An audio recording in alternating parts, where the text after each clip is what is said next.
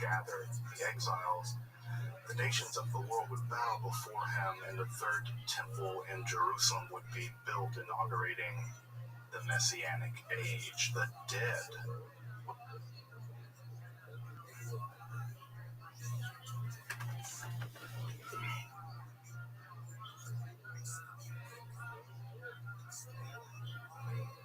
The Renaissance of the 15th century could have said to have had a single battle cry, as Cervantes back to the sources.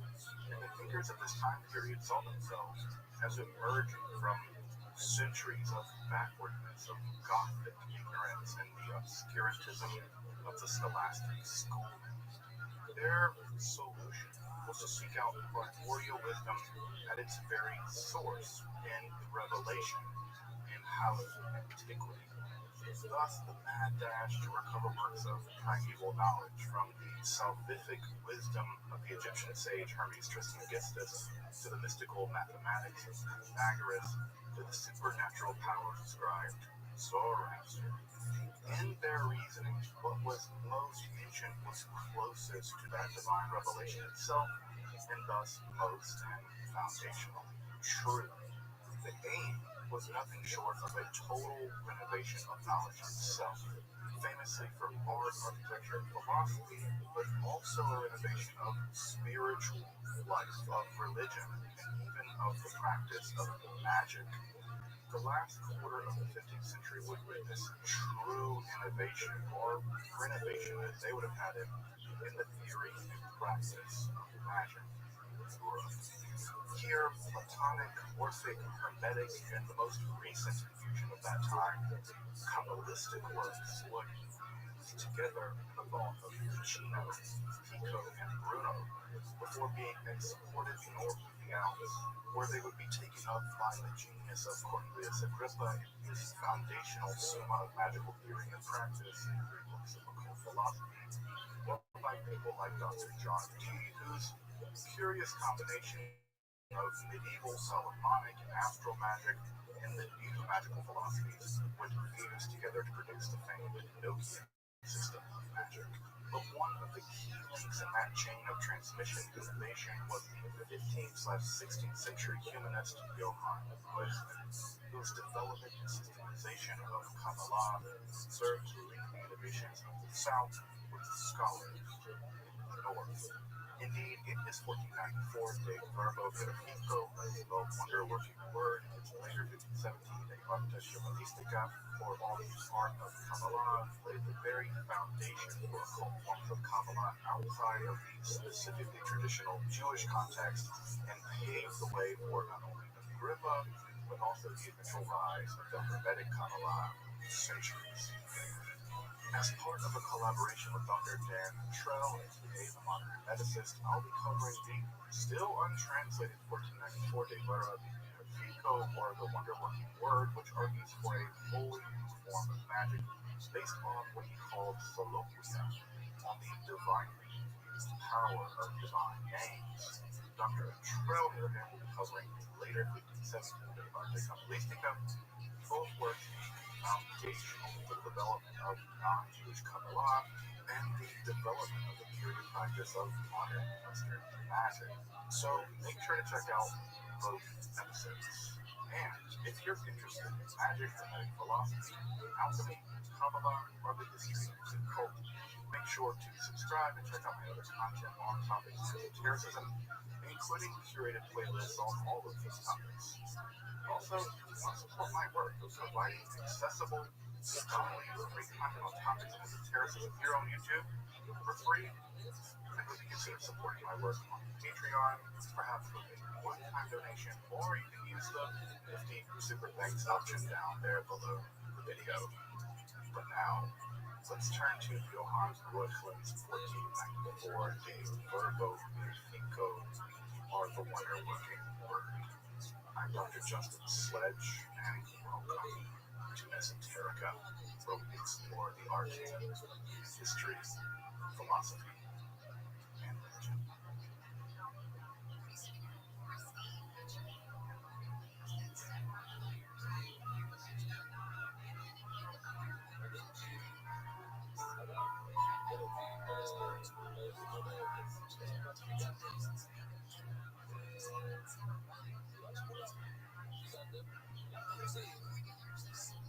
As I mentioned in the introduction, many domains of human knowledge were undergoing vast shifts through the Italian Renaissance, included among them, though not often getting the attention they deserve, as is usual, topics as esotericism are the truly tectonic shifts in the theory and practice of magic as a unique. Warren knows for sure elevator claim that this is Missouri by Rose. First of the rule 5786, Friday, Friday 14th. Feel sorry, go fucking natural better. We've been doing research for 231 days. It is 96 days to Grand Theft Auto.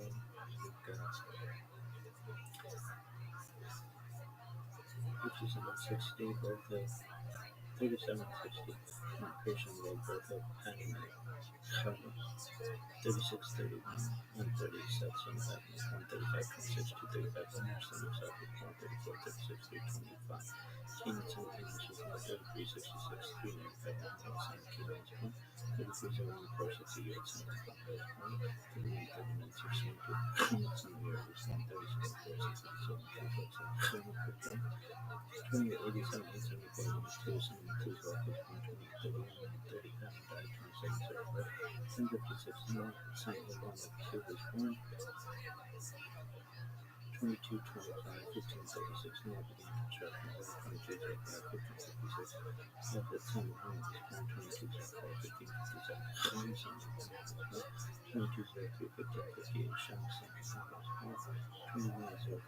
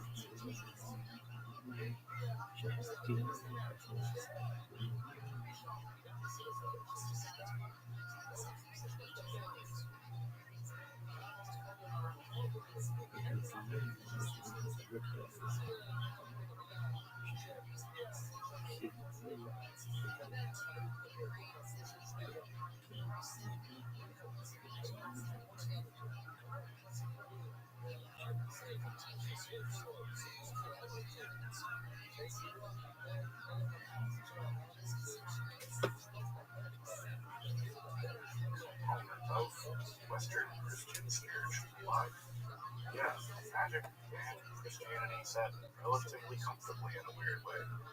With Ficino's vast translation projects of especially Platonic, Neoplatonic, Orphic, and Hermetic sources, along with Pico's daring attempts to stress fundamental truths from all previous domains of philosophy, most notably his inclusion of recently translated couplistic sources, novel forms of religious spirituality began to flow, emanate, one could say, from that Florentine community.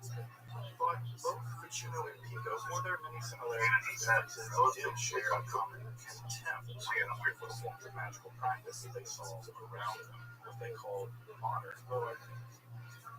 Evil in nature, these are forms of Solomonic and astral magic in which demonic or otherwise supernatural beings were bound and controlled through incantations, the use of ritual furniture, cold costumes, binding sigils, and so on. Basically, the world of medieval necromancy as captured in texts like the Necromancy Manual or the scores of other Solomon's wars.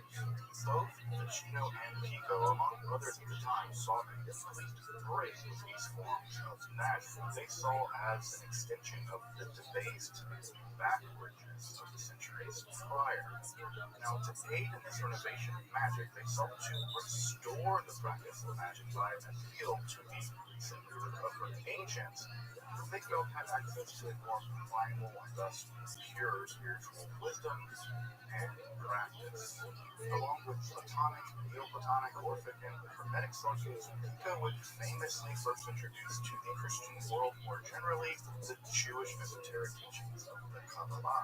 Indeed, Pico would place a Kabbalah magic at the very pinnacle of his program for the renovation of philosophy and religious practice, even shockingly arguing that no science more truly assures us of the divinity of Christ, magic, and Kabbalah, and that, quote, no magic was efficacious unless supported by the Kabbalah. Both of these theses earned him, unsurprisingly, direct accusations of heresy, and as Dr. Otrell informed me, his conclusions were among the first, if not the first book ever be put on the Index Libatorum, the list of banned books by the Catholic Church. That's how scandalous this idea was. They are among the first truly banned books of the period.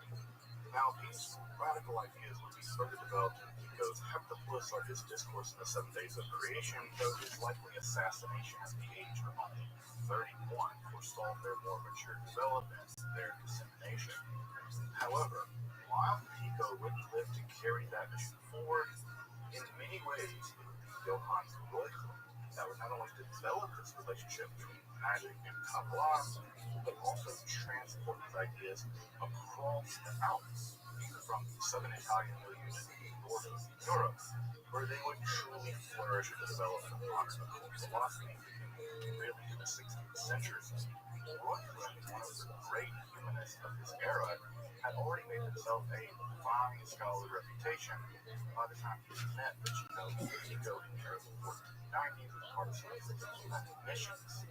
He would go on to receive copies of their works and a translation of Plotinus made by Ficino, this is the Enneads, of course, along with studying Hebrew around 1492.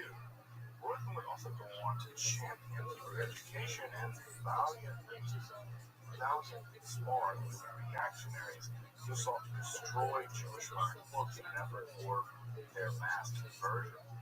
Indeed, it's hard to overstate just how progressive Reuchlin was in this respect. Recall that at the same time Reuchlin is taking up Hebrew and Kabbalistic learning, the Jews of Iberia are facing the genocidal effects of the Alhambra decree, which expels hundreds of thousands of people from that region.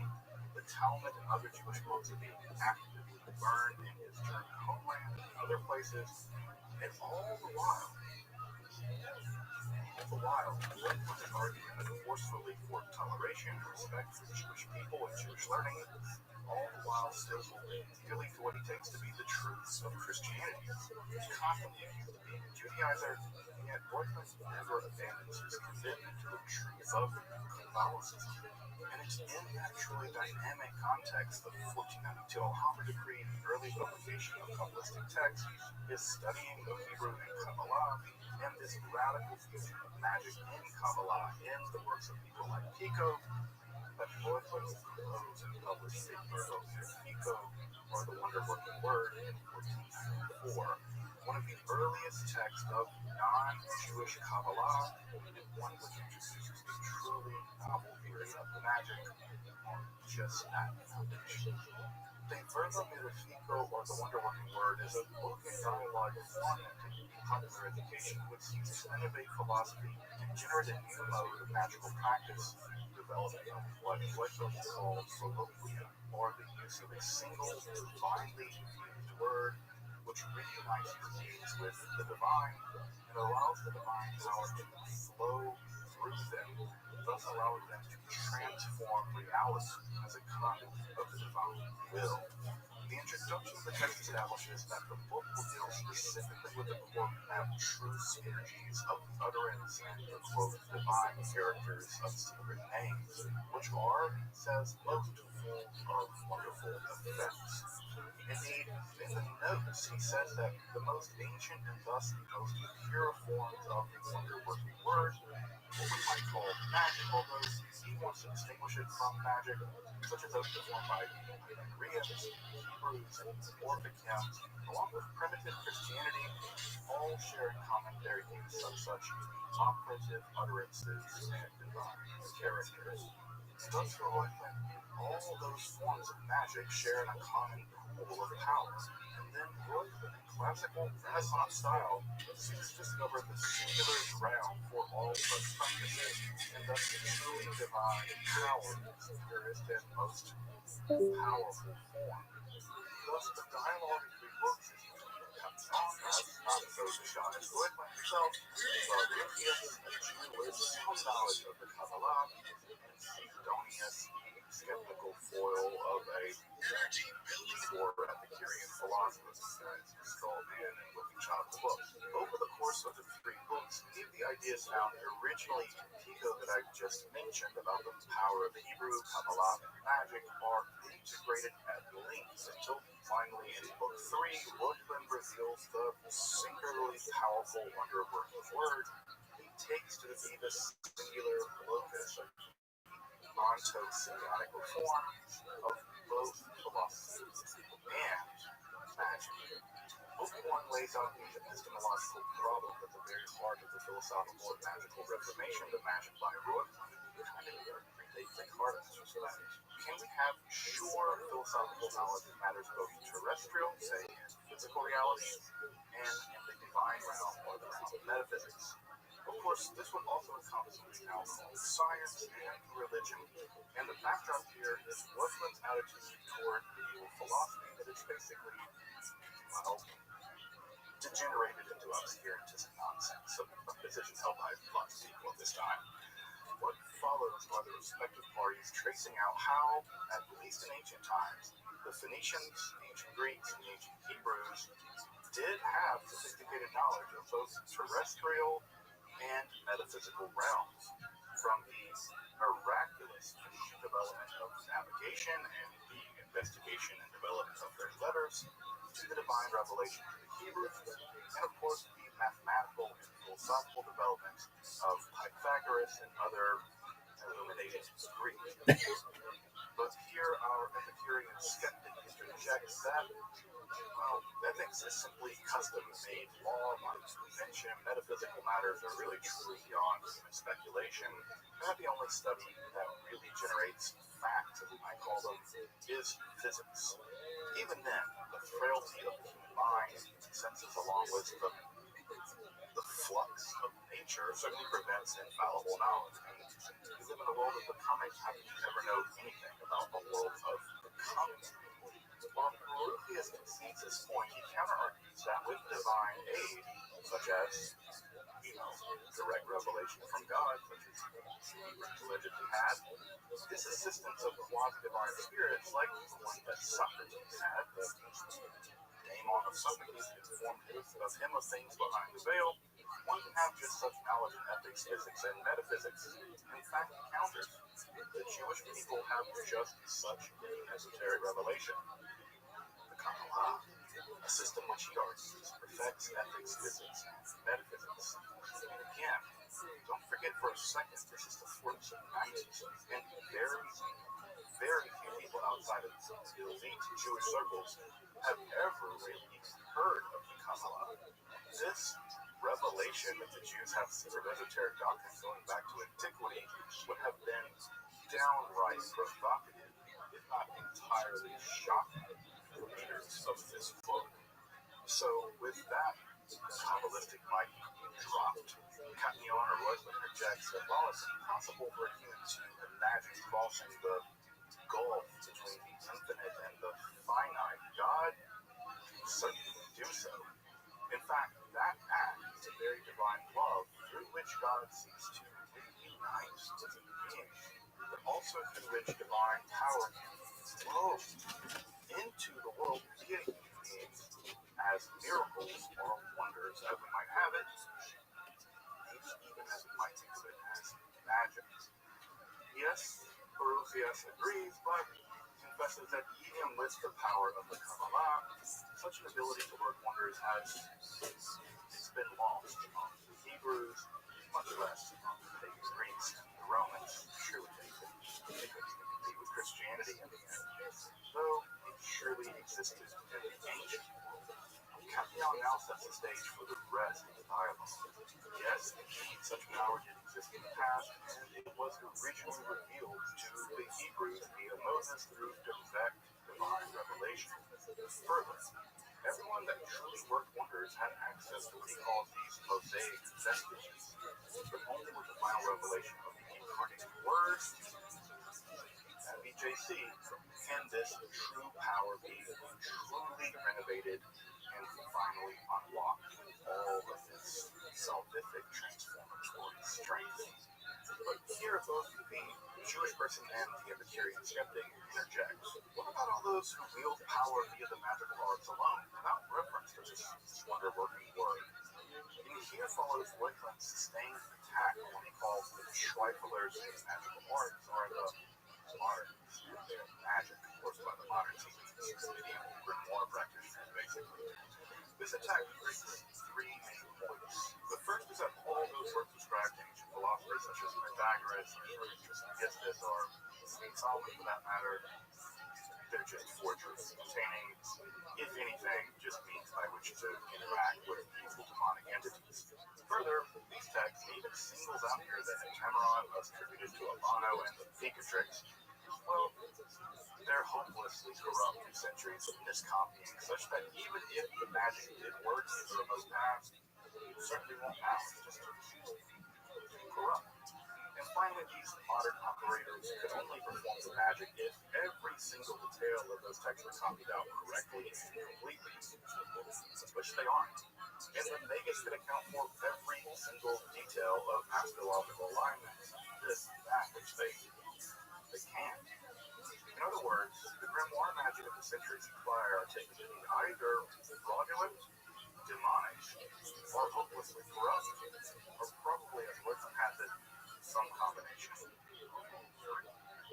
As the book one concludes, Wycliffe has argued for the need of a renovated philosophy of magic by appealing to a primeval source for the efficacy of the true wonder-working power of the divine words from the remote past, which were delivered by direct divine revelation. Back to the courses, always mouth. But to reveal such a word, he argues that Sidonius must abandon his feckless Epicureanism and Borusius must dispense with his reliance on the Talmud. Further, as evening falls on the first day of their conversation, he initiates them into what he calls the Arcane Academy of Names through quasi-religious mystical hymns and admonitions to faith, silence, and purity. And with night closing in, a virtually inopportune time to announce the true wonder-working word, the day.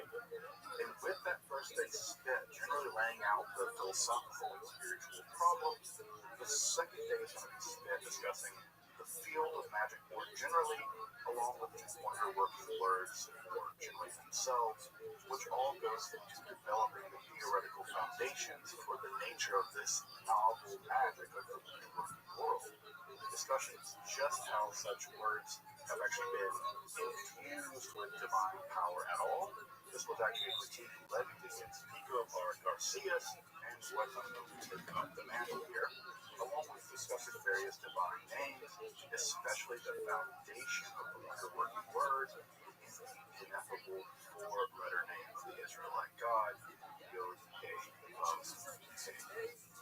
Wood admits of three species of marble: those of the physical world, like the phoenix rising from the ashes, those of the astrological world, of the signs of heavens, but also the predictions therefrom, and magic, both theurgy and goetia, or magic from divine sources, angels, first respect, and magic related to your actions, those arcane demons, the second step. Of course, those wonders in physics can be affected just via natural philosophy, what we now call science. There are all kinds of miraculous things in science these days. Astrology isn't to be trusted according to Ortho on both logical and mathematical grounds. This is one shared basically with Pico. In Goetic magic, well, we've covered that already. Even theurgy, by the way. Theurgy is rejected by Roy. The invocation of angels is perilous, to say the least. He argues the notion that the divine power can be compelled or coerced in any way, much less drawn down into statutes, is taken to be patently ridiculous. It's worth noting here that Ortho's critique of theurgy is directly aimed at the Hermetica, at Hermes Trismegistus, specifically in the infamous sections on the statue animation found in Aeschylapius. For Roy, even the great and ancient sage Hermes Trismegistus degenerated and became corrupt in his use of this wonder-working power. No, the wonder-working word operates in a direct relationship with divine love. It directly inspires the mind of the Magus, through which the use of the word allows the flow of divine energy to transform the world. The purity and faith of being inspired opens up the conduit through which divine power flows into the mind and is effective as speech through the Magus via divine power directly. No angels, demons, or talismans, no magic circles. The unifying power of divine love, as enacted through speech and evidenced by its ability to transform the physical and metaphysical worlds. That's it. This form of magic, employing the wonder-working world, as much as he likes to call it magic, which he doesn't, is termed solloquism. One gains it through knowing the wonder-working word, which we won't learn about until the third book, but it is effective only through purging oneself of sin, coming to the mature age of 25, wearing prostrate and silent meditation to allow the divine flow, or the sea of goodness as he has it to pour into one's mind, along with meter hymns of praise in Latin, Greek, and Hebrew. Much of these techniques, by the way, are actually taken from Ficino's use of mystical music, the Hermetic Christian hymns of Ludovico Lazzarelli, and the contemplative techniques long used in both Jewish and Christian circles. Through purity, meditative silence, and unitive praise, the human mind becomes open to receiving the divine flow, such that the links between God and Spirit, the word of what inspires, and the human being as the one inspired, that being becomes unified in the divine, and thus becomes a conduit for divine power itself. It's only in this illuminated, even quasi-deified state that the power of the divine names and the wonder-working word transform from just mere letters and sounds to the operative power of the divine itself, the immanent world through the working of the Magus. Okay, but what are these divinely powerful words? These words so radically infused with divine power that they maintain their inherent metaphysical force. Well, even the ancients agreed that the Greek language had no power in this regard. Its letters were derivative from the Phoenician alphabet. Even Iamblichus argued that the Greek love of novelty meant that the ancient Greeks conserved nothing really of ancient true wisdom, and even the Hermetica complains that the dissolute speech of the Greeks lacks the energy required for working real theurgic magic. Of course, Wycliffe invokes here the tradition of the Barbara Verba, or the barbarous words, that populated the magic of the ancient world, from the spells of the Greek magic papyri to their defense in Iamblichus, and even by Pico in his conclusions, who would argue that simply their meaning not known gives them all the more were these mysterious, powerful words. It's here that Reuchlin insists on the Mosaic priorities of this theory of the Prisca Theologia. It was Moses, his direct revelation from the divine that first received written language itself, and the words of divine power in which these wonder-working works were first revealed. This magical technology, or those Mosaic vestiges, were then diffused throughout the world, from the Phoenicians to the Genosophists of India, to even the Druids among the Celts. Though, of course, in various states of corruption until they so degraded that they ceased to function at all. With the possible exception, interestingly enough, of Orpheus, who did seem to have a unique divine revelation all to himself among the non-Hebrews. But this tradition of divinely powerful names was only in many ways kept alive by the Kabbalists. Though with the coming of the incarnate Word of God in the form of Jesus the Christ, even this tradition eventually failed to produce further wonders, like why Borugius has to admit that the Kabbalists didn't work anymore. Though writers of the New Testament recognize the power of divine speech from the God-man Jesus of Nazareth, who could expel demons in the name of Jesus, the apostles could, and even they recorded some of the original Aramaic of his speech in the Greek language, in the Greek letters, in the depictions of his life, teaching, execution, and resurrection. It's fascinating. You can have little chunks of Aramaic in the Greek of the New Testament. But if the powerful, marvelous words originally Hebrew, and such powerful Hebrew words were further disseminated through the mystery schools of the ancient world, but only maintained, though deficient since the Messianic breakthrough, in the form of the Kabbalah. For Reuchlin, the task was to retrieve these words of power and fully enact their power through the sign of the cross and the metaphysical linguistic implications of the incarnation of the second person of the Trinity in the flesh. But first, to the first part of that, to the Kabbalah and the powerful names of God revealed to the ancient Hebrews. While Reuchlin focuses on various special names in the Hebrew Bible, such as Ehyeh, the Greek equivalent of Toron, or that which is, or being, to the name Hu, or that one, the one most hidden aspect of the divine, to the divine fire, or H, such as the outer appearance of the divine in the world. In fact, these three names, by the way, for Reuchlin represent the Christian Trinity, a common trope in Christian Kabbalah. Further, Reuchlin introduces one of the earliest discussions of the divine names associated with the Sephirotic tree of life for the first time, nearly in many ways, from the sublimely hidden Keter, or the crown, through the other 9 vestments of the divine, through which blessings flow to our world, the world of Malchut. But the most attention given in the text is to the ineffable 4-letter name of the divine, Yod He Vav He, or IHUH, as Reuchlin has it transliterated in his book. This name of the divine first revealed to the patriarchs, though lacking true power, then fully revealed to Moses with its true power sealed within the Kabbalah, is the very founding mathematics of the Pythagoreans and wholesome mysteries of the Tetratus.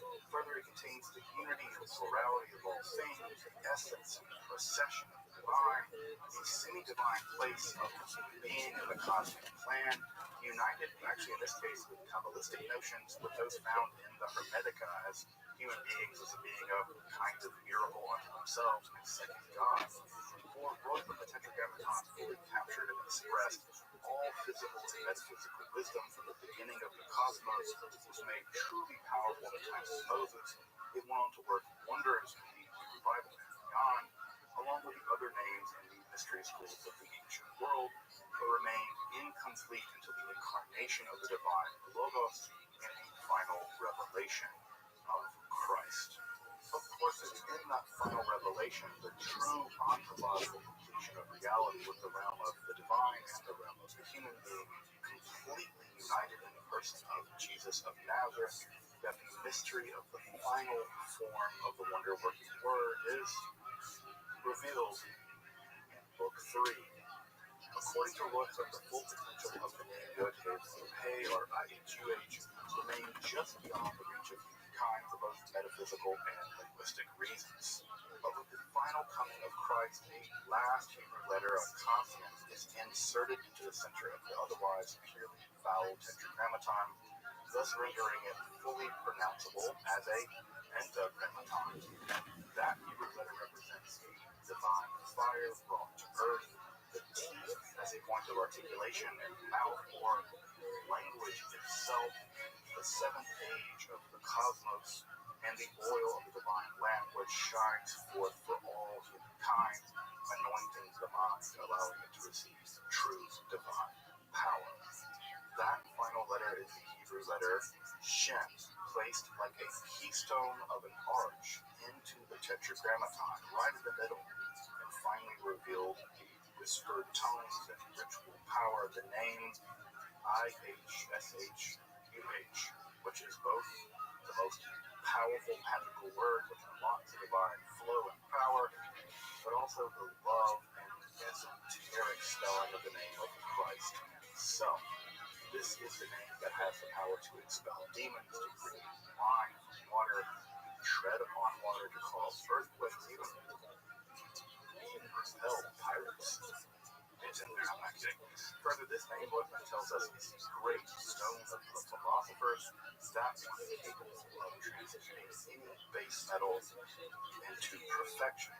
It gets an algorithm in here, which is it's this word and the performed magical practice of Sophia, which will surpass all magic, perform all philosophy, and provide direct access to the divine, by which the divinized human being will unite with divine love, and through which divine power will flow the transformation of all reality.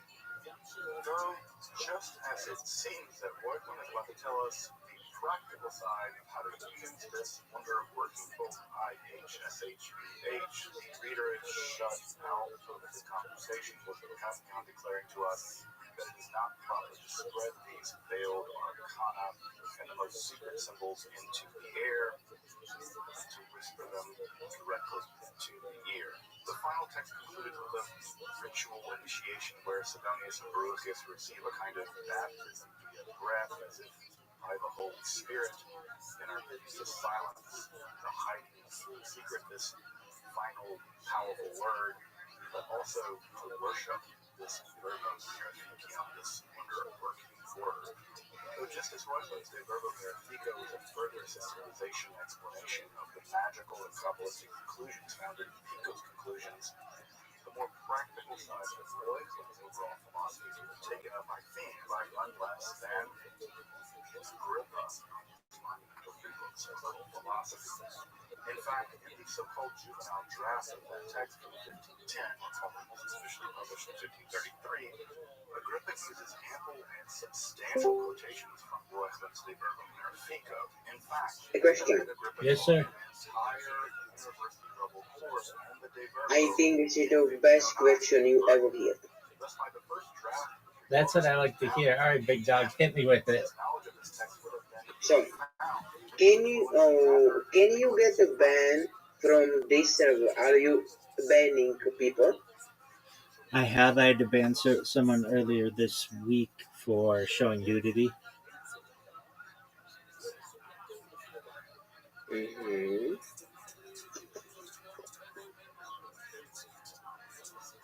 And for attacking, not only from nudity. Yeah, if somebody comes in, some people think it's funny to come in and just go N-word, N-word, N-word, N-word, N-word, N-word, N-word, N-word, N-word, N-word, until I kick them out. So yeah, people get banned for that.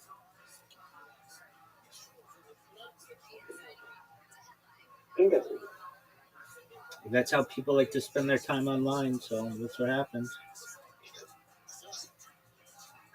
What if you can ban? You get banned for life, or you get banned for some of time. How this works? I have an appeal server, so anyone who gets banned can appeal, and I can let them right back in. I get some people who are like, "Hey, apologies, I was immature. Can you let me back in? Or some people are like, hey, I was drunk and I was just being stupid online. And then I get some people who are, they'll be like, hey, I was 17 and I used to just ban anybody who wasn't 18. Now I just ask them to leave nicely. But they'd be like, I was 17, And but now I'm 18. Can you let me back in? And I let them back in. Does that answer your question? yes, Okay, and that was the best question you ever have. perhaps. Okay,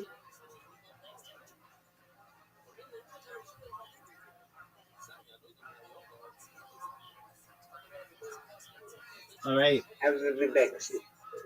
In 22 I minutes, will Big be Doug. back soon. Excellent, sir. Okay. Within the 15-team draft, Brooklyn's all over it. Thus, if Picos concludes they're a kind of cliffhanger for our understanding, we turn to Royland. And if Royland's de Verbo is a cliffhanger for their practice, we turn to the three books. Because while the centrality of a single powerful word isn't necessarily his thesis, virtually everything else in Royland's ideas are, and such powerful names do in fact play a central role in his occult philosophy. Indeed, the same could be said for Dr. John Dee, who is also a close reader of Reuchlin. In fact, the De Verbo may have been the major thing he would have read prior to his composition of his 1564 Monostatus Lithica, which follows nearly the same Kabbalistic program, though with a symbol and not a single word. Bonus is the symbol there. In this way, Reuchlin deserves to be appreciated as both a profound expositor of theoretical innovations around magic and Kabbalah of the Florentine Renaissance, but also one of the key links in the chain that transfers, adapts, and innovates such theories into Northern Europe, thus propelling such thinking into occult modernity.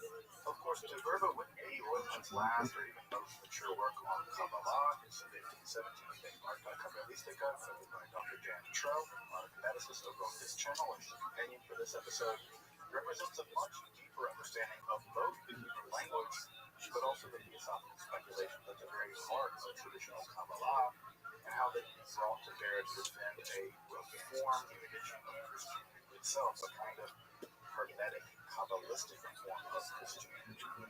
While Reuchlin would never leave Catholicism or become Protestant, his views on faith, ecumenical Christianity, and toleration, and even his appreciation towards Jewish people, would prefigure the rise of much in the way of the kind of modernity that we admire as social and moral progress.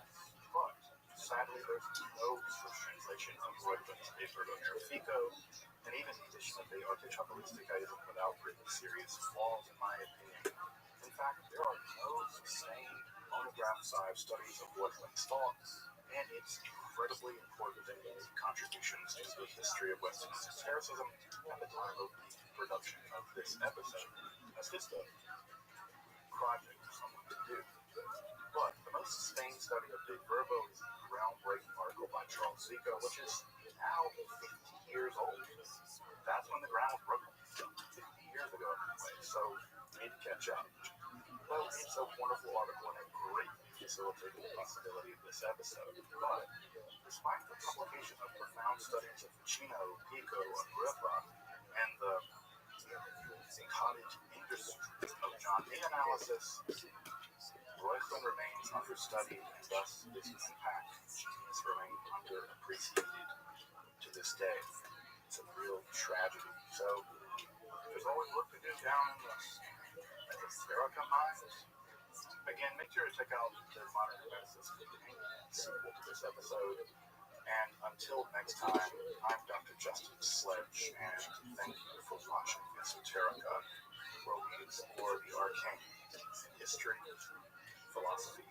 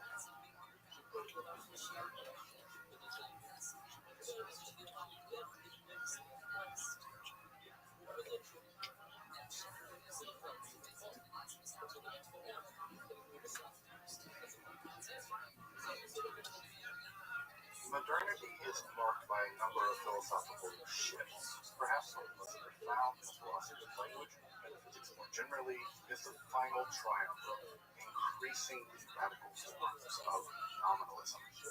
Unlike realism, which held that there was a metaphysical, ontological connection between the sign, the signifier, and the signified, nominalism held that, at least in the individual relationship between a substance and the category to which it belonged, that such categories existed. Thus, while John Dee said to exist as an individual person, substance, the general category of humanity to which he belonged only did so only. Hence the name of this position, nominalism. Nameism. This position will become even more radical as modernity wore on. Eventually, was a position of Ferdinand de Saussure that the relation of the sign, the signifier, and the signified was absolutely arbitrary, thus utterly amputating any metaphysical connection between language and ontology. In the 16th century twilight of realism, one language held out as the most radical example of the realist position, the so-called Enochian language, or the angelic, or better, celestial speech, revealed to Dr. John Dee and Sir Edward Kelly. Here the angel Gabriel tells us that, quote, every letter signifieth the member of the substance whereof it speaketh. Every word signifieth the quiddity of that substance. Thus, here is a language in which language and metaphysics are fused to the most realist position imaginable. That language is being. That being is that language, the very language God spoke as being itself.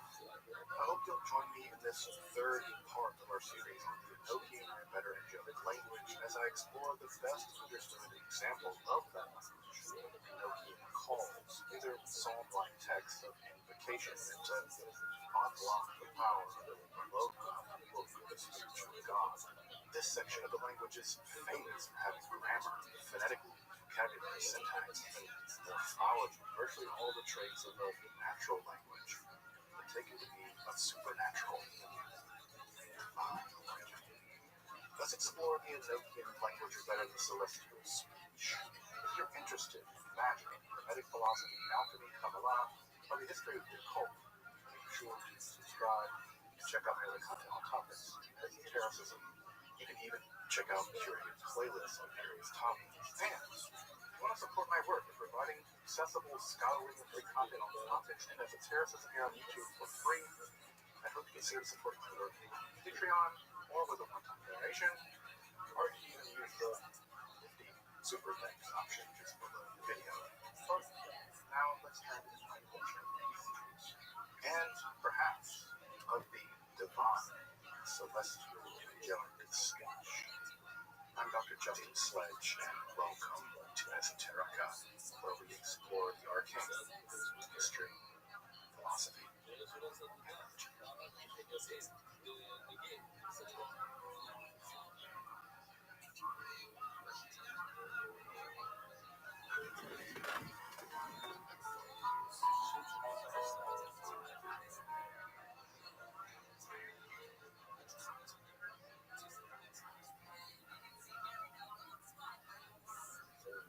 This episode is the third in a series of detailed analyses of the angelic or celestial speech revealed to Dr. John Dee and Sir Edward Kelly in their scrying sessions in the mid-80s. And I want to extend another profound thanks to Father Eric Leach for looking over this episode as well.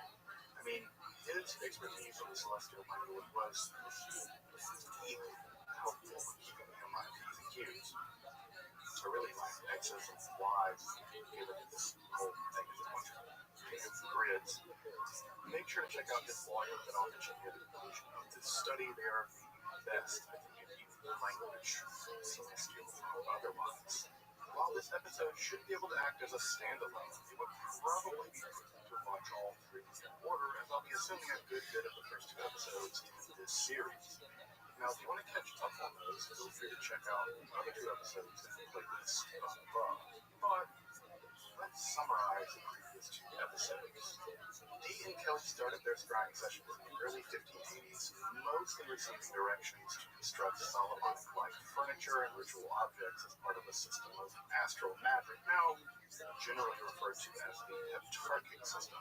It's the earliest strata of the so-called Enochian sessions. With that system laid out, it proved to be a kind of propedeutic for a more profound revelation, and about a year into the sessions, began to reveal a vast book of words and letters and grids connected to an unknown alphabet. This text was entitled Amses Hargeses Harden, or the Liber Loga. It was a collection of 49 folios in Semitic right-to-left order, the first of which contained a grid of 49 by 49 words on both sides of the folio, totaling about 4,800 words in the very language of the angel. In fact, the very language God reality into being, followed further by 4 series of 48 folio grids containing letters and occasionally numbers, with a final view of representation. Chaos of the Apocalyptic Last Days. This was a string of 5 characters and 5 tables of 20 letters each. Yeah. So how are these tables supposed to be used? It appears that after copying them all out correctly, they are somehow unlocked or opened using a series of 48 or 49 calls of psalm-like text written in the angelic language, along with the complex ritual furniture described earlier in the Heptarchic system. Starting with the second table, the first table is sealed for the Christ God, and the first angelic call, along with the hymns for Enoch, revealed with the angels of it. Now, to what end isn't exactly clear, but it either corresponds or possibly even prompts the apocalypse, or perhaps a kind of personal divine revelation. There's debate among modern occultists. If you're confused, good job. Honesty is a virtue that you can rightly claim. If you want to get even more confused, I've covered the Liber Loga in the second episode of this series, but in this episode, I want to turn to those 48 angelic keys or Enochian calls in the language. About a year from the first revelations of the angelic language in the Loga, the unknown angel known as Nalvaj appears and begins the painstaking process of removing keys that are said to unlock the grids revealed in the previous.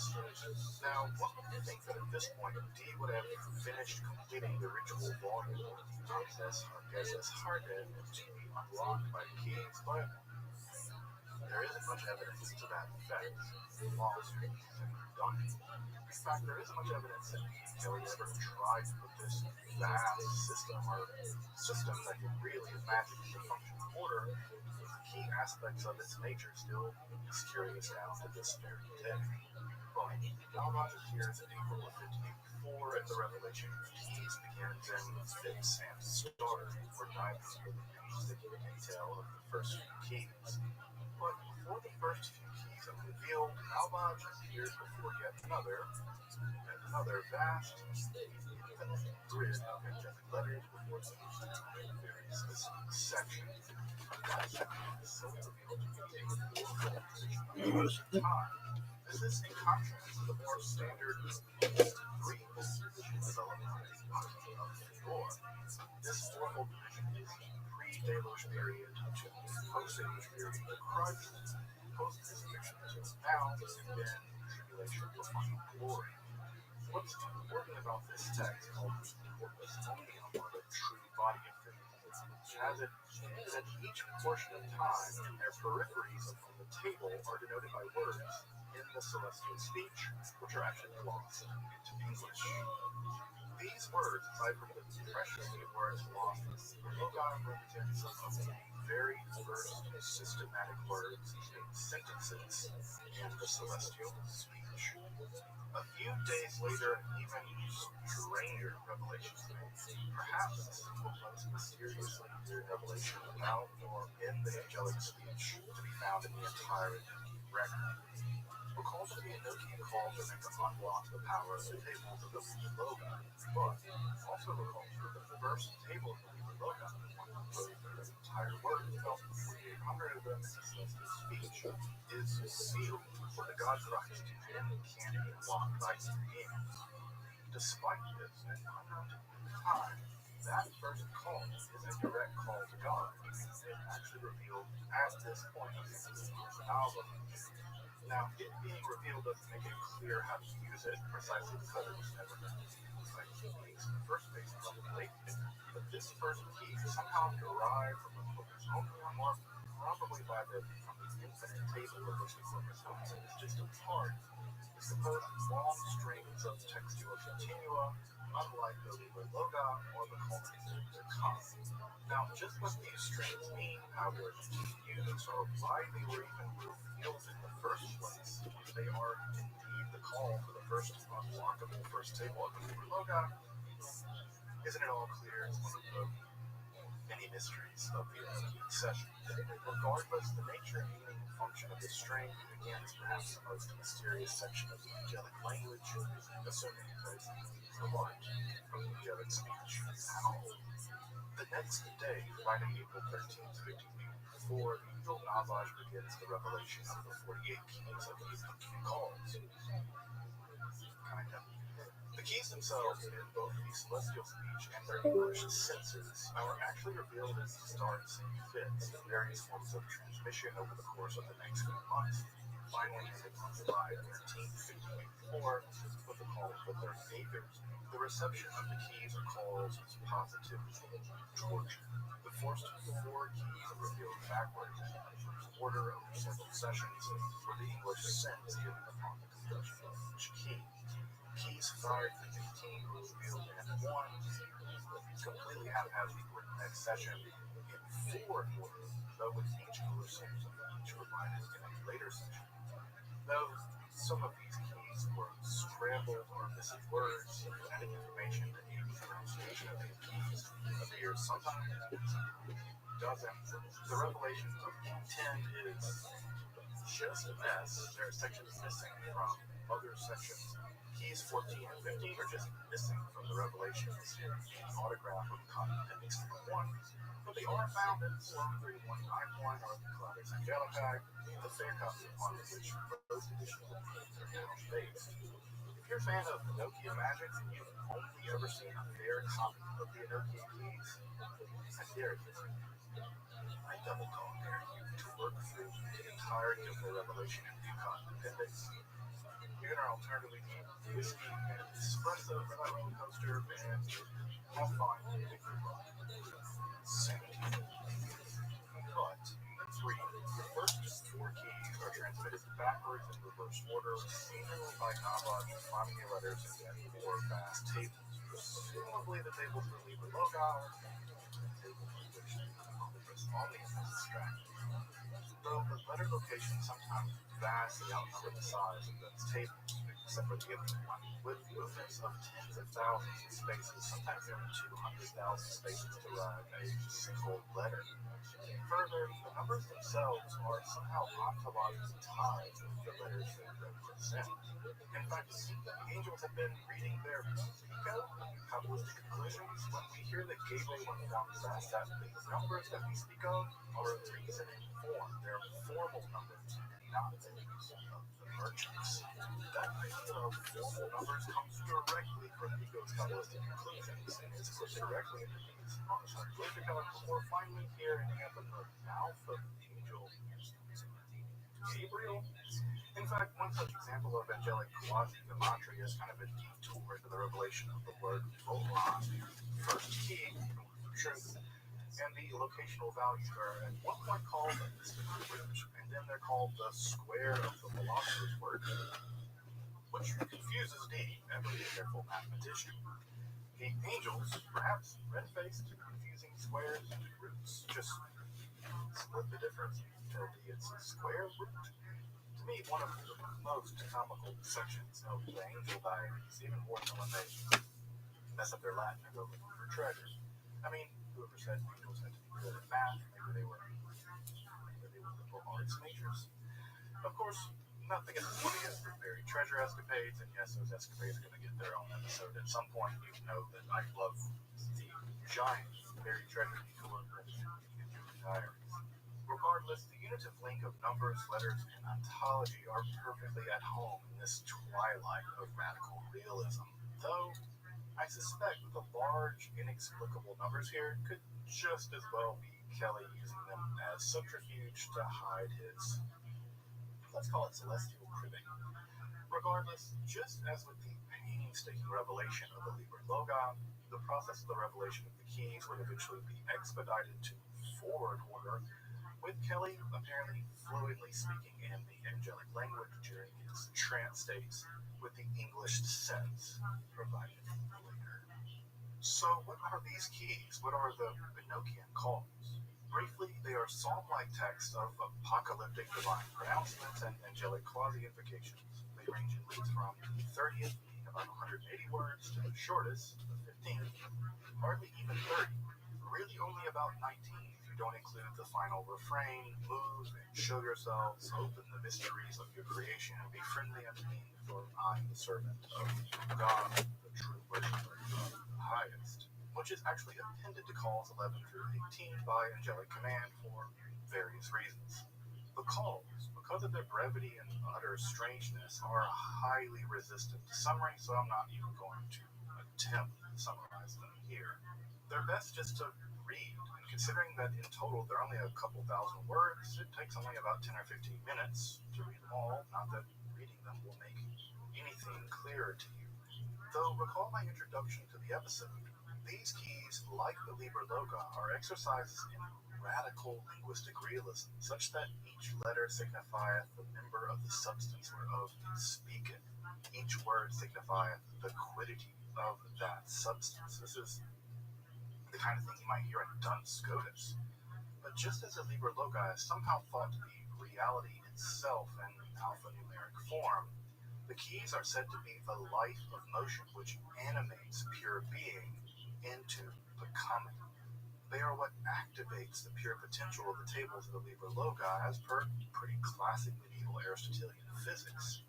Further, the calls are said to touch on all parts of the world with which you can do anything, thus connecting into the later parts of the world revelations in which the entire magical system can be used as a kind of remote viewing platform and angelically powered international espionage. Yes, international espionage. Why isn't this a movie? I'm serious. Angelically powered international espionage using the language of creation, and you also kind of get the apocalypse there in the wings.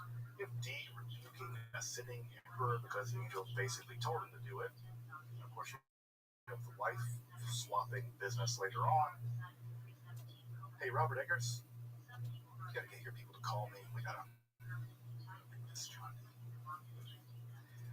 Remote viewing aside, the calls are specifically required for opening the tables of the Liber Loci in the process of ascending or descending, as the Merkabah tradition has it, from the Aether Lil down to the fourfold Aether of Tex, probably resulting in some kind of Gnostic-like experience of divine revelation. Of course, we don't know, at least not from the journals left by Dee and Kelly, because neither Dee nor Kelly ever seemed to complete the complex Jabofal or Gabofal ritual, so the jury's kind of out about what exactly all of this is supposed to do. We do learn a bit about the individual calls, at least some of them often in kind of asides by the angels.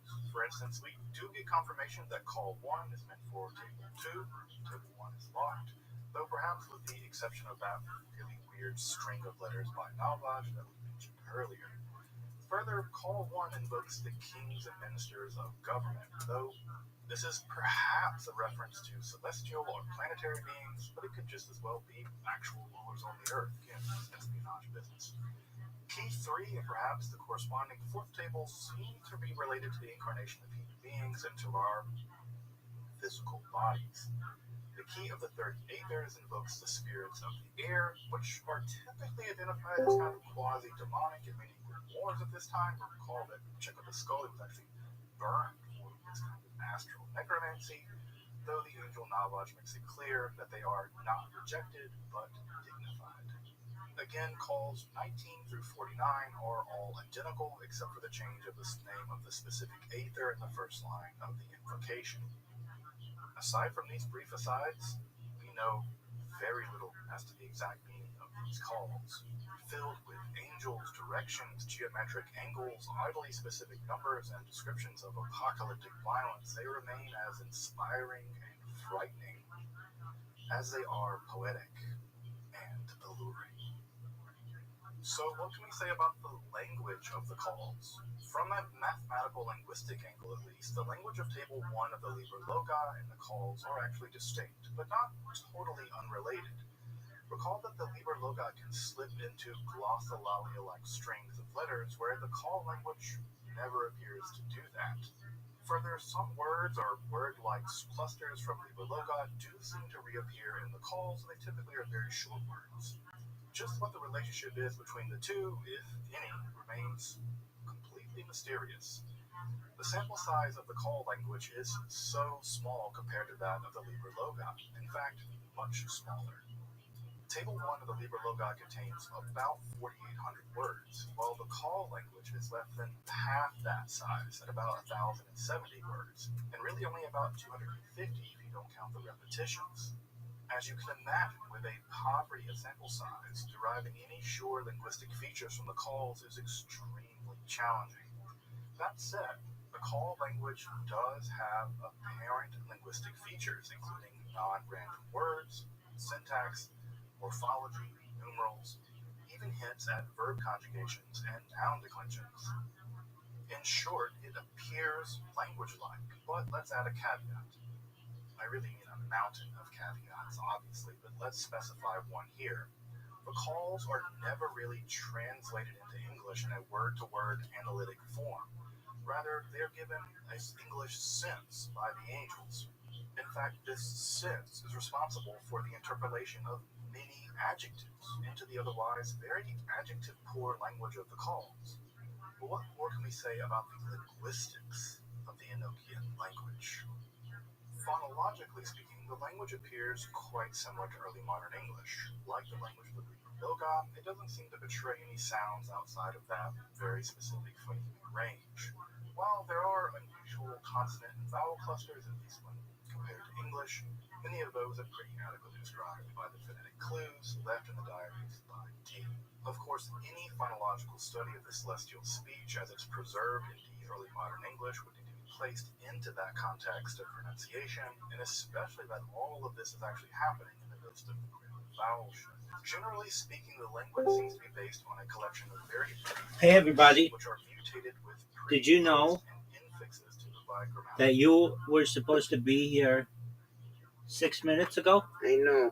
Okay, what I know. happened? And I was texting you. I was in the bathroom. I was texting you. Did you text me? Yes. Like 3 minutes ago. 2 minutes ago. Okay, why didn't you text me beforehand? Because my phone would die. And I was not having phone with me. Okay, so here's the thing. You texted me this 2 minutes ago. Why didn't you just say, here's what I'm saying. I don't care. It's fine. But when we say a time, you got to be ready. You understand what I'm saying? Like Yeah. that's not something like I'm a very understanding person. But bosses are not, okay? And you need to be accountable. If no one teaches you accountability, well, then everybody's on Tony time and everybody's going to just do whatever they want to do. And you're not going to be successful in life with that. When you tell someone I'll be there at a certain time, you need to be there at that time, if not early, okay?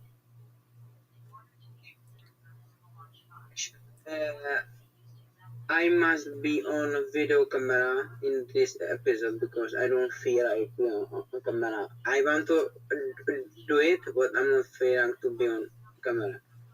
You want to just be on camera. You don't have to say anything. You'll be upset with yourself 50 years into the future if you're like, yeah, and then there was that one time because I went to the bathroom or whatever, I wasn't feeling well. Just be on camera. All you have to do is scroll. That's it. You don't have to do anything else. time. Okay, let's do this, big dog. Yeah, let's go. Let's make this shit happen. Let's Alright. make history remember us. That's right. And we might even be doing 2032. You never know, dog. Okay. So I will gonna send you links. Give me 1 minute. I need to go to my computer and I need to brush my teeth and I need to do anything because I don't want to be like looking bad. Okay.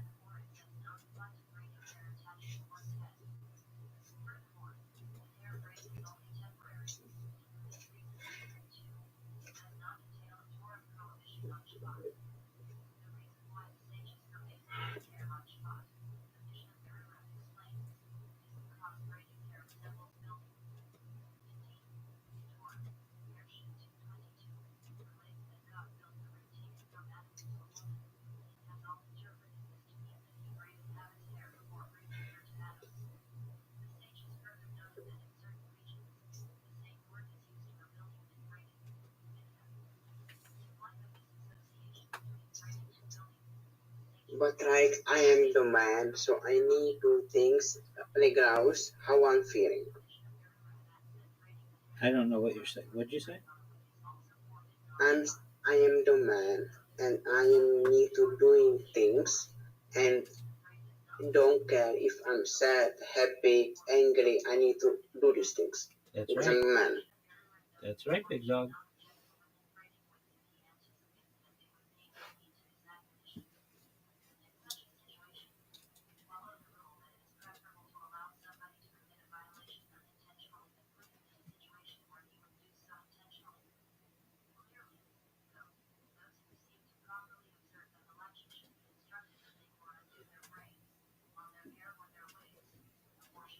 Big dog, did you send the link? That's my teeth, like I said. Okay.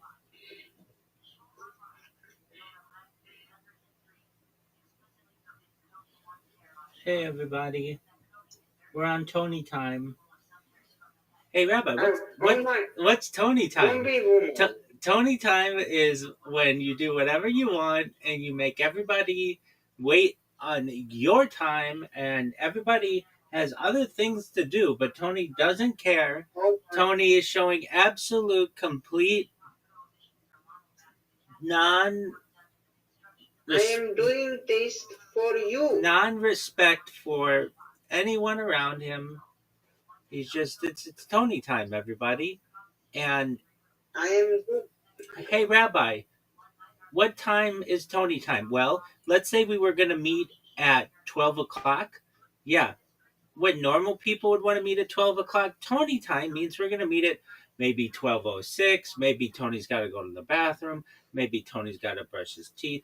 Maybe Tony's got to stretch. Maybe Tony's got to eat. It's whatever time Tony wants. Oh, okay, Rabbi. Why does Tony do things on his time? Because he hasn't learned accountability. He will learn accountability someday, and then he will recognize that, hey, this is what you got to do.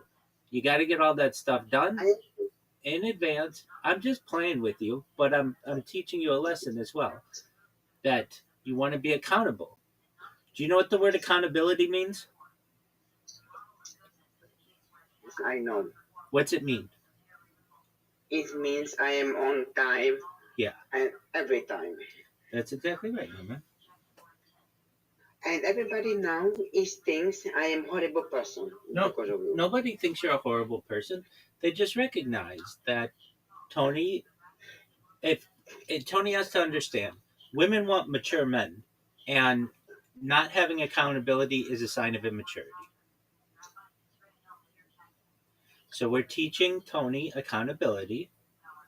And so how should have this been done? How did I have it done? Well, I was keeping an eye on the clock and I saw, all right, there's about 10 minutes until we're supposed to meet. So I got my computer ready. I got my pages open. I turned on my light. I put on my jacket. I went to the bathroom. I got my water. And then I looked and there was about 2 minutes left. And then I put my computer down. I got my headphones. and I was ready to go. Now, does that mean that like immediately, exactly like no? I mean, we have some understanding, but that's how you should be. I am doing things for you This is not for because me. you don't want to This is not for look me. at to my bad teeth. This okay, that's fine. This is for both of us.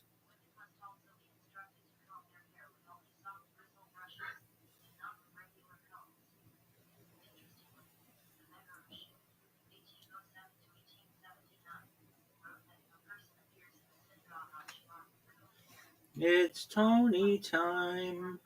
13 minutes after we were supposed to start. Tony's down. I'm not mood in the jokes. You're not I'm what? sorry, I'm not mood. You're not in I'm not the. in mood. What do you mean? I'm not in mood to get the jokes. I'm not. That's okay. You don't have to be on the mood to get a job right now. You have to be in the mood to send me a link to join. I know. I'm.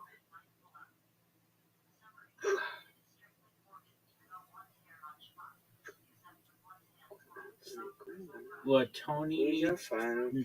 Tony needs to understand is that the sooner I get a link, the sooner I stop singing the Tony Accountability song. This is the Tony Accountability song. When Tony says that they will be there at top of the hour, you should just know for Tony that's 10:14 or whatever time it is for you. Don't worry. There are other people who are like this, and you just recognize that if you're at work and they say be there at noon, you're there at noon or a little early. If you do things the way that Dan, I send you the Okay. fucking link. Okay, here we go, folks. Now, let's say I tried to get in the link and something went wrong with my computer. Unexpected. Then we say, hey, we understand. Unexpected things happen, but like brushing your teeth and going to the bathroom, I would understand if you're like, Rabbi, I was really rushed. But you weren't. You came in here and you were like, why do you ban people? I mean, like, I know that you were just chilling. Okay. But that was the best Listen. You need to email me the link, please. Okay. You always email me the link. Okay. But I'm not going to get upset because you tried. Yeah, I tried. I tried. Exactly. Did you text that girl? No, Dad. Okay, well, you should have done that. But I will do. Bro, can we go to the work, please? I send it to. Okay. Do you want to text that girl?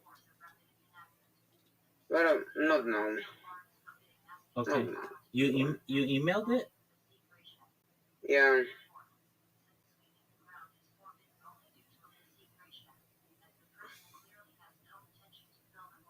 Hey. Yeah. 2030. All right, big dog. Okay, I'm gonna mute you. Oh, fudge. Okay. I'm gonna mute you here, and I'm gonna join the call in a moment.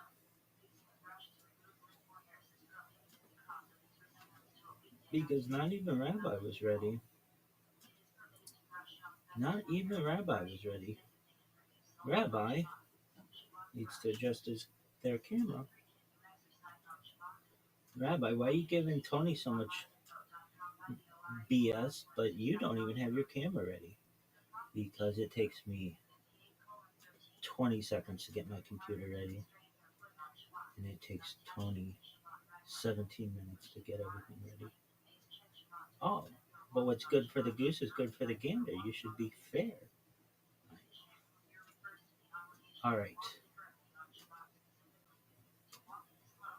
We are going to join Tony's call in less than 1 minute. Put a timer on the clock, folks. Here we go.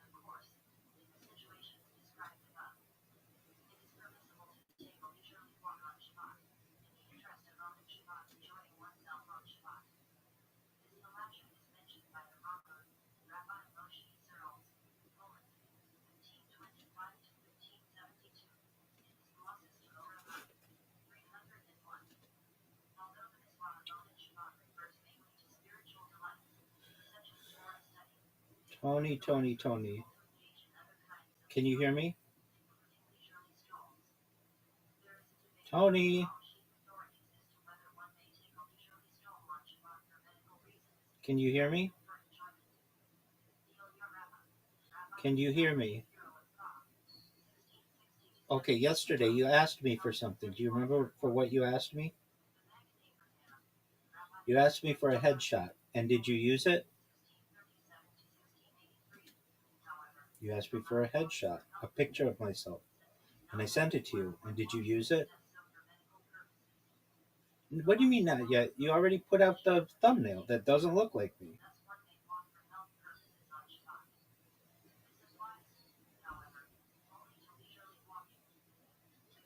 I mean, that's not me, but I sent you my headshot.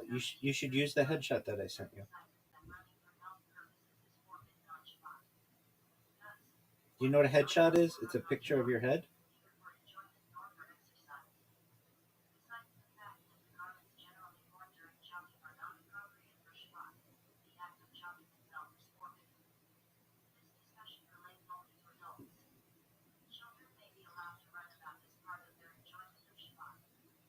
That's okay. That's okay. Can you hear me?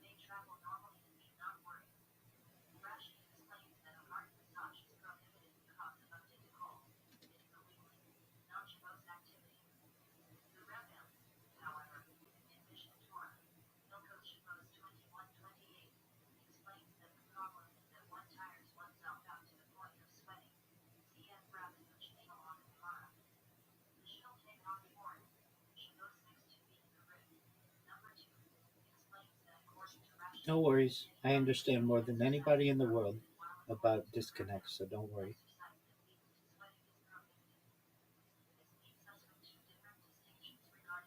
2031 and maybe 2032.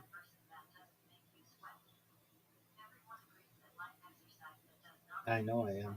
I know I am. All right, I'm ready when you are. No, you're not. No, you're not. No, you're not. No, we just say welcome to 2031 and we go into it.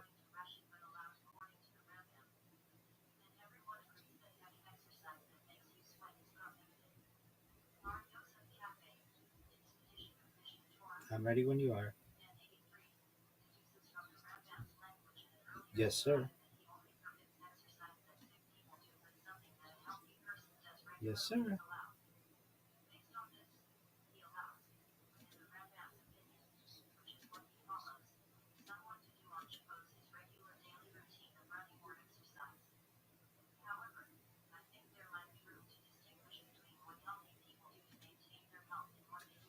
Welcome to 2031. 2031 will be a common year starting on Wednesday of the Gregorian calendar, the 2031st day of the Common Era, the 31st year of the third millennium and the 21st century, and the second year of the 2030s decade. The predicted and scheduled events on January 1st, assuming no further extensions to the term of copyrights become law in the interim, books, films, and other works by authors who died in 1960 will enter the public domain in the United Kingdom, the European Union, and some other jurisdictions. Those published in 1935 will enter the public domain in the United States. January, NASA plans to deorbit the International Space Station, directing any unbroken remnants into Point Nemo in the South Pacific Ocean. January as well, the 2031 World Men's Handball Championship will be held in Denmark, Iceland, and Norway. March 31st, the 2030 World Expo will be closed in Riyadh, Saudi Arabia. April 5th, Comet Bernardinelli Bernstein will make its closest approach to Earth at a distance of 10.1 astronomical units, 1.5 billion kilometers, or 940 million miles. On May 1st, there will be the 100th anniversary of the Empire State Building. In June, Veritas, a mission by NASA to map the surface of Venus, will be launched. In July, the Jupiter Icy Moons Explorer, JUICE, will reach Jupiter. August 29th through September 14th, the 2031 FIBA Basketball World Cup will be held in France. From September to October, the 2031 Rugby World Cup will be held in the United States. From October to November, the 2031 Cricket World Cup will be held in India. October 29th, Transit of Venus from Uranus. December 12th, Virgin of Guadalupe celebrates its 500th year anniversary. December 17th, Transit of Earth from Uranus. December, Envision, an ESA orbital mission to Venus, will be launched. Unknown dates that are planned for 2031: 2 World Trade Center, also known as 200 Greenwich Street, gets finished. The 22nd Pan American Games will be held. The 2031 Women's World Cup will be held in the United States, Mexico, and other CONCACAF members. The 2031 AFC Asian Cup will be held. In Kazakhstan, the switch of the writing script of the Kazakh language from the Cyrillic alphabet to the Latin alphabet is scheduled to be fully implemented by 2031.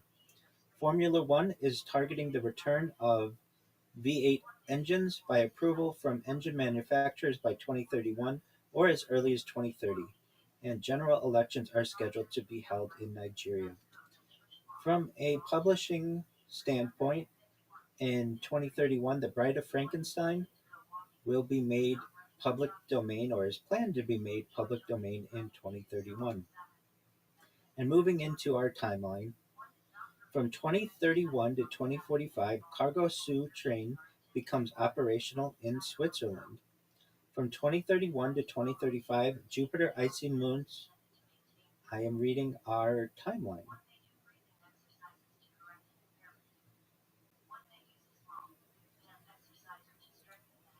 I said, and moving into our timeline.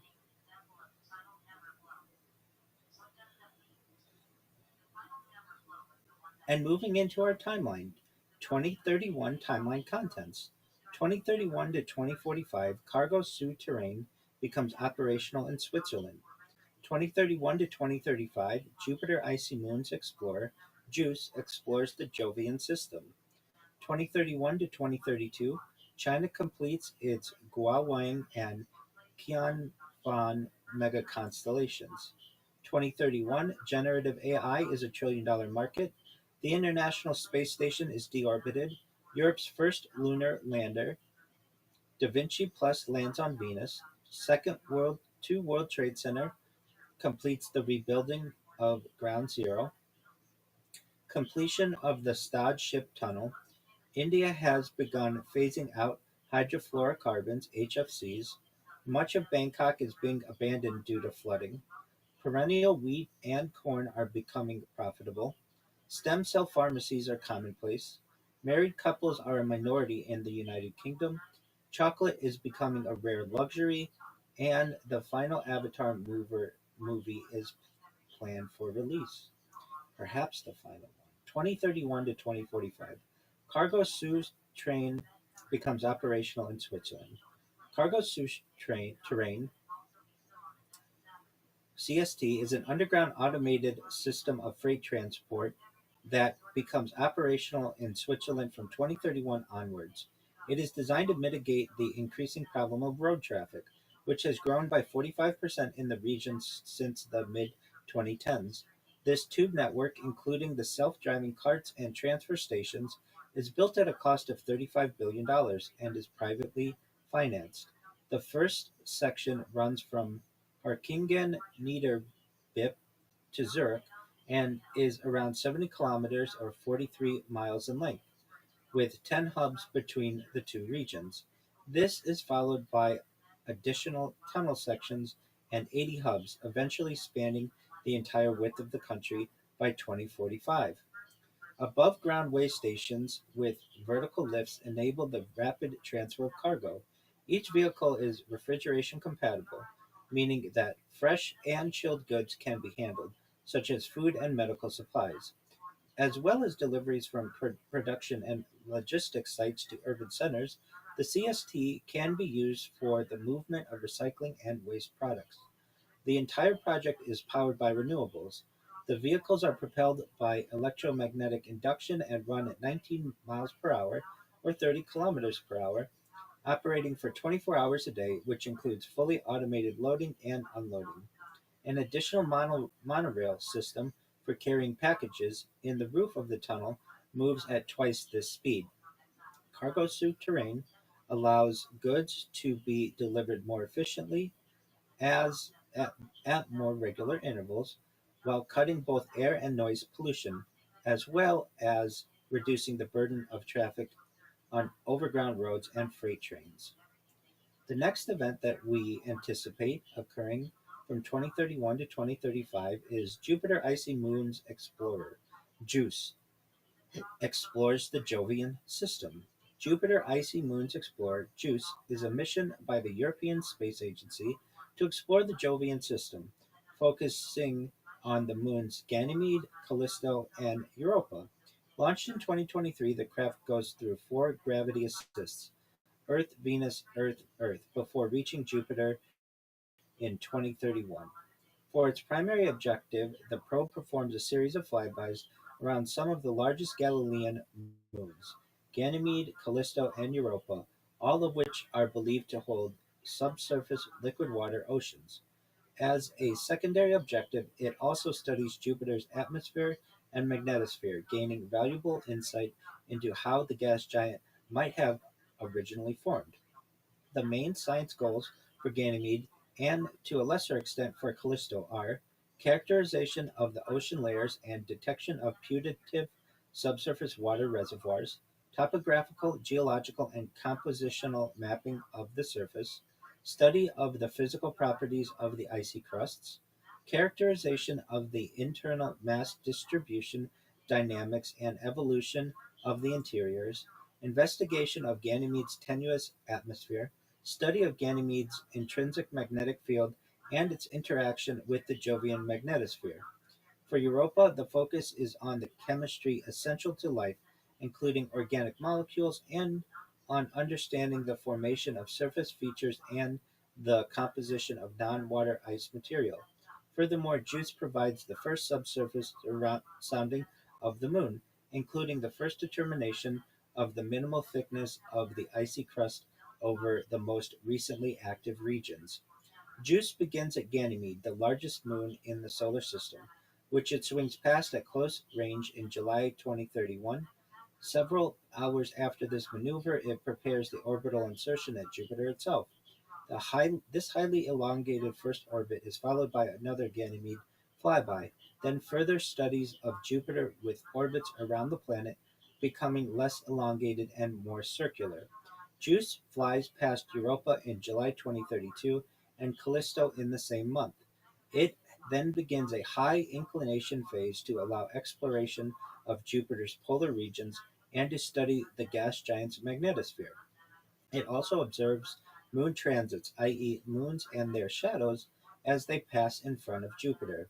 In December 2034, the spacecraft returns to Ganymede and enters into orbit as opposed to a flyby, becoming the first spacecraft to orbit a moon other than Earth's moon. This complicated maneuver allows it to come within 500 kilometers or 310 miles, returning very close range images of the surface. It also features a laser altimeter with 20-meter 66 feet spot size and 10 centimeter 3.9 inches vertical resolution, revealing tidal deformations of Ganymede. With the fuel running out, JUICE is deorbited and impacts the surface of Ganymede in late 2035. This mission, among ESA's most significant of recent years, provides a wealth of empirical data and new insights into the Jovian system, as well as improving the general scientific understanding of the Galilean moons.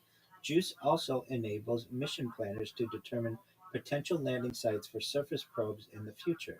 Indeed, preparations are now getting underway to further explore Europa in the 2035 to 2050 timeframe. From 2031 to 2032, China completes its Guangwang and Qianfan megaconstellations. By the end of this period, China has finished deploying two vast satellite networks, Guowang and Qianfan, which together reshape the country's position in global space infrastructure. Guowang, operated by state-owned company Satnet, achieves its planned total of 12,992 satellites in low Earth orbit in 2031. Qianfan, managed by Shanghai Spacecom Satellite Technology (SSST), with support from Shanghai municipal government and the Chinese Academy of Sciences, grows to over 14,000 satellites by 2032. Although developed under different institutional frameworks, one central and state-controlled, the other commercially driven with regional backing, both constellations support China's broader strategy to deliver nationwide digital coverage, ensure secure communications, and expand strategic autonomy in space. Guangwang began deployment with a 10-satellite launch in December 2024. In response to the perceived strategic threat posed by Starlink, China's government orchestrated a surge in constellation launches during 2025 and 2026, backed by state directives and supported by national and commercial launch providers. Medium and heavy lift vehicles, including the Long March 5B and newer Long March 12, enabled the satellite network to rapidly scale up. Beijing-based company Landspace added momentum to the effort with the introduction of its methane-fueled Zhuk 3, whose reusable first stage helped reduce launch costs and turnaround times. By the end of 2026, China had put 2,800 Guowang satellites into orbit. Over the next 5 years, the launch cadence grew dramatically, adding more than 10,000 and completing the full mega-constellation of 12,992 satellites. This allowed China to meet its deployment schedule and remain ahead of the regulatory deadline. With near global coverage, it established China as a direct rival to Western controlled orbital infrastructure. Qianfan, the sister constellation, began deployment in August 2024 when a Long March 6A delivered the first 18 satellites. A series of additional launches met the widely publicized goal of 648 satellites by December 2025. Halfway through the 1,296 satellite Phase 1. From 2026 onward, SSST ramped up its operations to several launches each month, using the medium-lift Long March 6A and Long March 8, the latter with the reusable variant in development, alongside the partially reusable Zhuk 3, which offered a payload capacity comparable to SpaceX's Falcon 9. These efforts pushed the cumulative total above 5,000 satellites in 2028, and to almost 12,000 in 2030. The constellation reaches its planned total of more than 14,000 by 2032.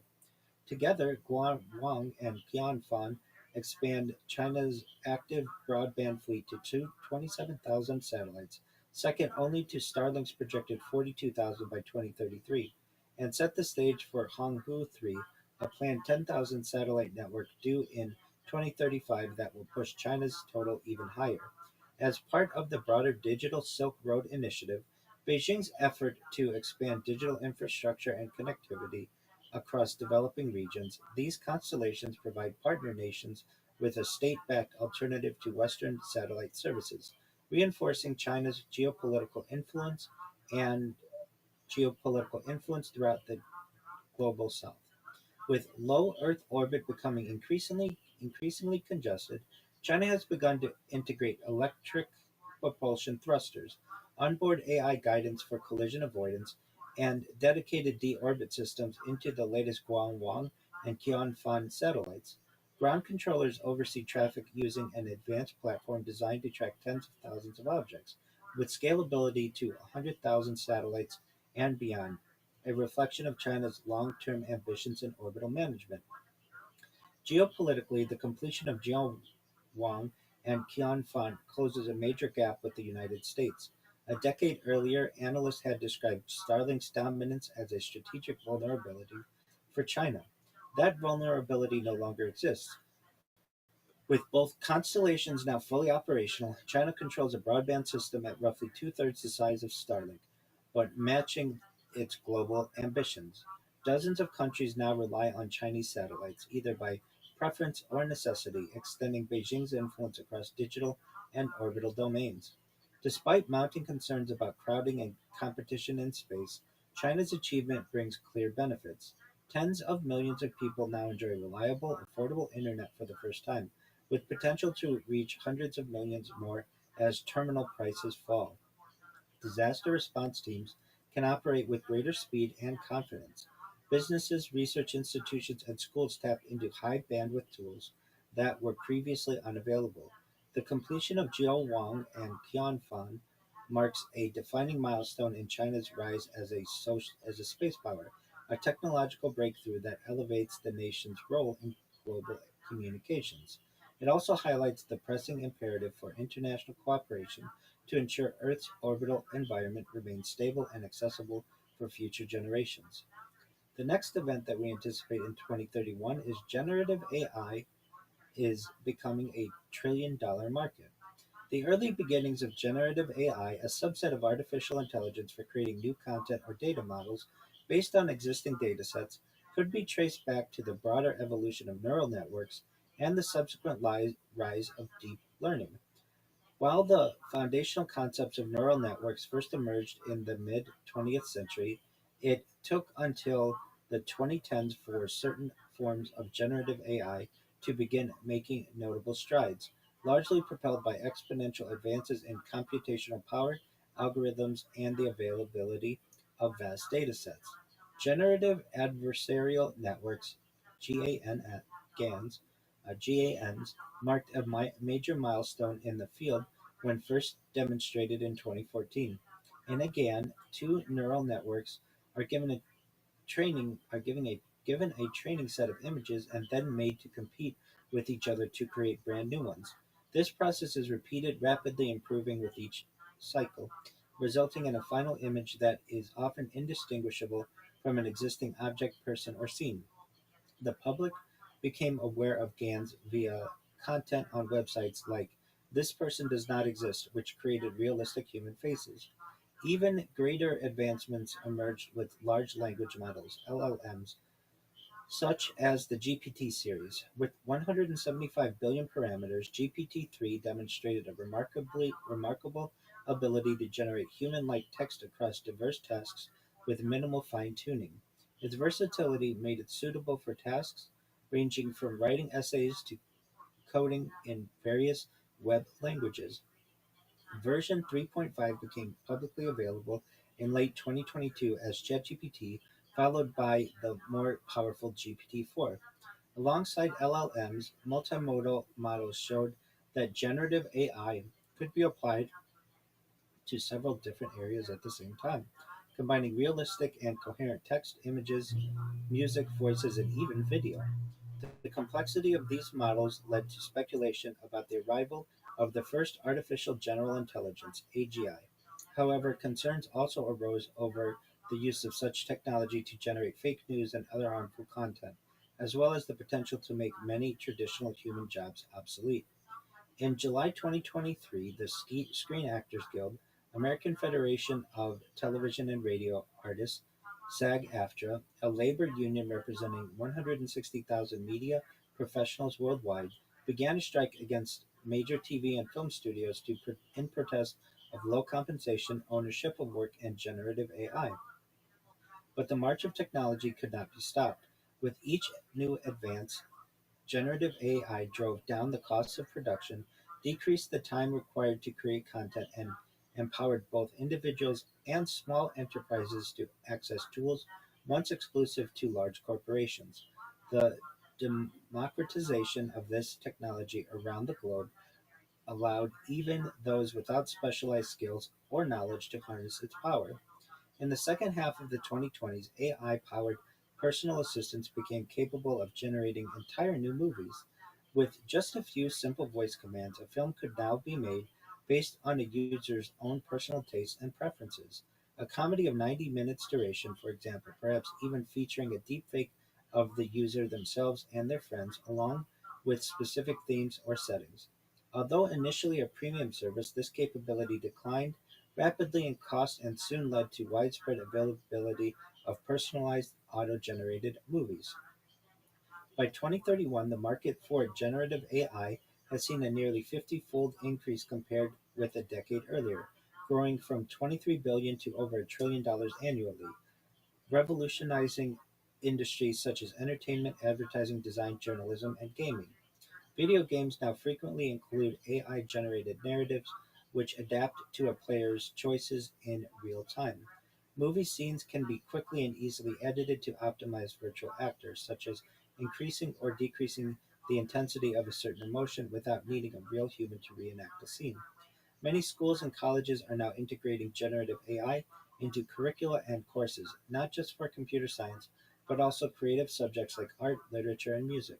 It can also produce customized learning materials for students, catering to their pace and level of understanding. Virtual teachers can provide students with 24/7 support whenever needed. Workspaces continue to evolve, with AI increasingly prevalent as a coworker, collaborator, and tool that amplifies human creativity and productivity. It has transformed numerous other fields, including architecture, engineering, fashion, healthcare, and urban planning. To address the misuse of generative AI, for instance, uh, for example, for deepfakes, for deepfakes, many control mechanisms and ethical guidelines have now been established. This includes better detection methods for AI generated content and inherent safeguards. The next event that we anticipate is the International Space Station is deorbited. The International Space Station (ISS), which first became operational in November 2000, has now reached the end of its lifespan. Originally intended to last only 15 years, it continued to defy expectations through the late 2010s and into the 2020s. Multiple extensions of the planned time in orbit, along with additional modules and upgrades, meant that it would endure for twice the length of its earlier timeline. By far the largest human-made object in space, the ISS was visible to the naked eye from Earth as it completed its 16 daily orbits, varying between 418 kilometers and 422 kilometers above the Earth's surface. With its microgravity environment, the ISS yielded breakthroughs in medicine and biotechnology, material science, and other areas of research. It helped to monitor Earth's ecosystems and natural disasters in real time. It also provided testing of future spacecraft technologies and a place to study the health effects of long-term spaceflight, essential for enabling the future human exploration of the solar system. However, the ISS accumulated damage over the long term, with solar radiation and temperature extremes gradually taking their toll. The daily expansion and contraction of materials, charring of glass, repeated docking and undocking of spacecraft, all weaken the station's integrity. High-speed collisions with space junk also pose a significant and growing threat. A previous plan by NASA had proposed ending the ISS by 2028, but in 2022 the Biden administration extended this timeline to 2031. The ISS would be steered toward a remote part of the Pacific Ocean known as Point Nemo, a spacecraft graveyard and the furthest known location from civilization. In late 2030, the ISS is gently decelerated by onboard thrusters, causing its altitude to gradually decrease over the course of a few months. The final part of the descent is much faster and occurs in January 2031. As it re-enters the atmosphere, the large solar arrays are the first components to burn away, followed by the upper modules and then the remaining structure below. The ISS is 4 times the size of Mir, which underwent a similar maneuver in 2001.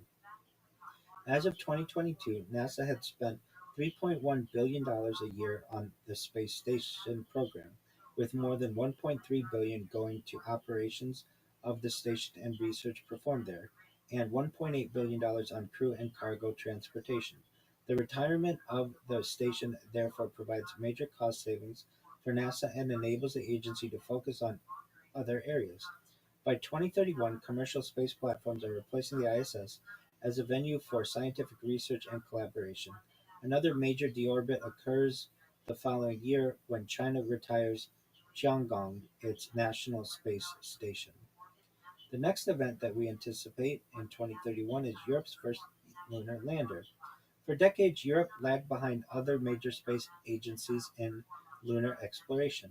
While NASA (1966), the Soviet Union (1966), China (2013), and India (2023) all achieved successful moon landings, Europe had yet to place a single spacecraft on the.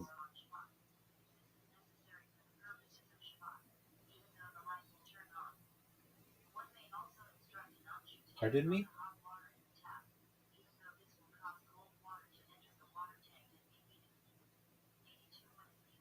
Absolutely. Europe's first lunar lander. For decades, Europe lagged behind other major space agencies in lunar exploration. While NASA (1966), the Soviet Union (1966), China (2013), and India (2023) all achieved successful moon landings, Europe had yet to place a single spacecraft on the lunar surface. The European Space Agency (ESA) provided instruments and technology to international missions, but it lacked an independent lunar lander of its own. This absence became more pronounced in the 2020s as global interest in moon exploration surged with the Artemis program, China and India's expanding ambitions, and commercial ventures led by private companies. Recognizing the need for greater autonomy in space, ESA developed Argonaut, its first ever dedicated lunar lander. This would consist of three main components: a lunar descent element (LDE) for ensuring a precise journey to the Moon and soft landing, a cargo platform element serving as the interface between the lander and its mission-specific payloads, and the payload with a capacity of up to 1,500 kilograms (330 3,300 pounds). 1,500 kilograms (3,300 pounds). This modular design would allow the Argonaut to accommodate a wide range of functions, from deploying infrastructure and power systems to transporting specific instruments and rovers. In a landmark achievement, an Ariane 6 rocket launches the first Argonaut to the Moon in 2031, marking Europe's entry into surface operations. This mission, known as Argonet, focuses on establishing critical infrastructure in the lunar southern region.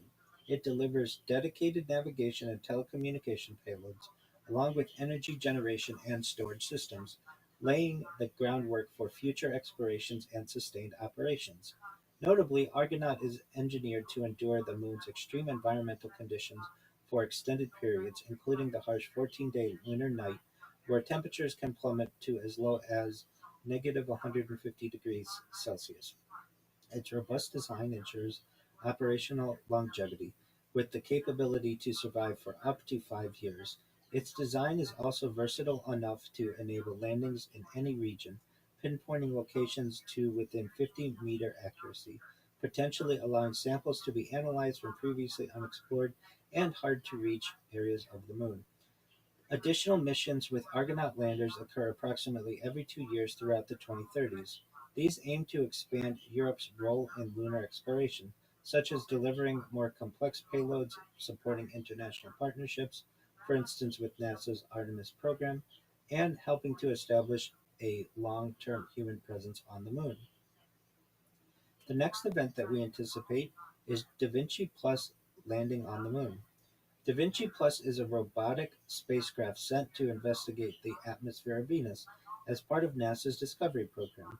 Having launched in 2029 and performed a series of flybys, it deploys a lander in 2031, the first since NASA's Pioneer Venus in 1978 and the USSR's Vega in 1985. During its 63-minute descent by parachute, this sphere-shaped probe samples the air, taking measurements of its chemical composition and other properties down to the surface. This data, 10 times more detailed than any previous mission, helps in understanding the atmosphere's origin, how it has evolved over time, and how and why it is different from those of Earth and Mars. It determines the history of the water on Venus, such as the presence of oceans in the past, as well as previously unknown processes at work in the lower atmosphere. Before it reaches the surface, the Da Vinci Plus probe takes the first ever high resolution photos of the planet's intriguing, rigid terrain, tesserae, to explore the origin alongside tectonic, volcanic, and weathering history. This camera, the Venus Descent Imager (VENDI), is similar to the Mars Descent Imager (MARDI) and reveals the surface of Venus in stunning, never-before-seen detail. The probe's other instruments include two spectrometers to obtain the first detailed in situ surveys of noble and trace gases and associated isotope ratios, alongside an atmospheric structure investigation to measure the dynamics of the Venusian atmosphere during entry and descent. All of these findings help scientists understand why Venus and Earth took such different paths as they matured, providing another point of comparison for studies of rocky exoplanets. A sister mission, Veritas, is also taking place at Venus during this time, with a focus on mapping and geology. The next event that we anticipate is two World Trade Center being completed at Ground Zero. 3 decades after the terrorist attacks of the 11th of September 2001, the rebuilding of Ground Zero has reached its symbolic conclusion. Two World Trade Center, the final office tower of the 16-acre World Trade Center site, is now opening as the new global headquarters of American Express. Designed by Foster Partners and developed by Silverstein Properties, the skyscraper rises 374 meters or 1,226 feet above 200 Greenwich Street, immediately north of the Oculus, the distinctive wing-shaped transport hub and shopping complex at the center of the rebuilt World Trade Center. Its 55 floors contain nearly 186,000 square meters, 2 million square feet of space with capacity for up to 10,000 employees. American Express is both the sole owner and occupant of the building, which stands on land owned by the Port Authority of New York and New Jersey under a long-term ground lease. The company is relocating from its previous headquarters at the nearby 200 Vesey Street, which had served as its headquarters since 1986. At street level, the new building fills the last conspicuous gap between beside the Oculus and the 9/11 Memorial. It becomes the second tallest tower in Lower Manhattan, surpassed only by the 541-meter or 1,776-foot One World Trade Center.